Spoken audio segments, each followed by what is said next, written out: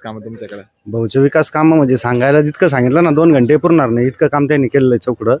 आणि दुसरी गोष्ट, आता हे जे उमेदवार जे त्यांच्या विरोधात जे असतील उभे, ते सगळे गुरु म्हणजे दीपक भाऊ त्यांचे गुरु आहे, ते त्यांचे शिष्य आहे. ज्यावेळेस गुरुचा आदेश राहतो तेव्हाच शिष्यानं पुढे जायचं असतं. पण आता त्याने ती म्हणजे गलती केलेली आहे. आणि त्यांना त्याचा काही म्हणजे काही फरक पडणार नाही, कारण दीपक भाऊ हे नंबर 1 माणूस आहे. हे प्रत्येकाच्या सुखात दुःखात जिथं नाही तिथं त्यांची जे आता कोणता माणूस किती भारी असला तरी 10-20% तरी त्या माणसाला विरोध असतो. सत्य जरी असला पूर्ण तरी. तसं गावात जर ते विरोधात 10-20% जरी लोक असले तर त्यांच्या सुद्धा काही अडचणीमध्ये ते धावत पळत जातात. ते गावात विरोधक दिसत नाही, विरोधक आहे लावा लागू राहिली. विरोधक असतात तर मतदान तुम्हाला दरवेळेस कळलं ना, 300-200 मतदान कुठून होतं ते? विरोधक असल्याशिवाय होतं का? भाऊच्या विरोधात होतच ना, ते 300 होत नाही मतदान होतच ना गावामध्ये.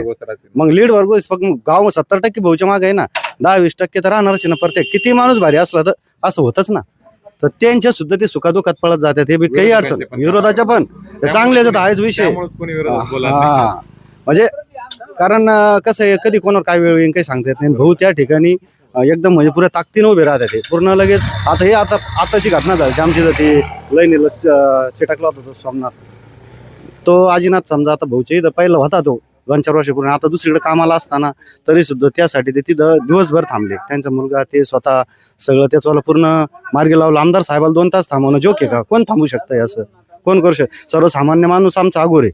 आगोरच्या यासाठी कोण एवढं हे करणार आहे? त्यांच्याशिवाय म्हणजे गावाला त्यांचं ते ज्यावेळेस गावाला लाभले तेव्हापासून हा रस्ता झाला गावात यायला. नाही तर आम्ही माझ्याकडे 3 व्हीलर रिक्षा होती 15 वर्षापूर्वी.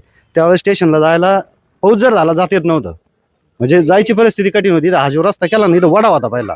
या वड्यात रस्ता उंच घेऊन साईडच्या इतक्या अडचणी लोक रस्ता होऊन देत नव्हते.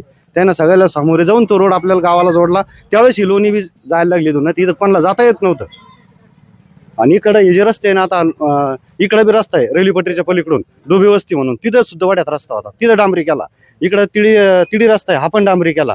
म्हणजे गावात विकास सांगण्यासारखा असा आहे का 2 तास लागतील. आमच्या गावात 3 मशीन स्लॅबच्या मोठ्या मोठ्या गावात सुद्धा नाही. आणि इथं हँडपंप प्रत्येकाच्या वस्तीवर दिले असे 3-3, 4-4 वस्ती असतील ना, तिथं लगेच हँडपंप प्रत्येकाला दिला. माल स्वतः दिलेला आहे. म्हणजे प्रत्येकाला हँडपंप बोरवेल ज्या त्यांच्या स्कीमा असतील त्यानं त्या 1 रुपया न घेता जनतेपर्यंत पोहोचवलेल्या आहे.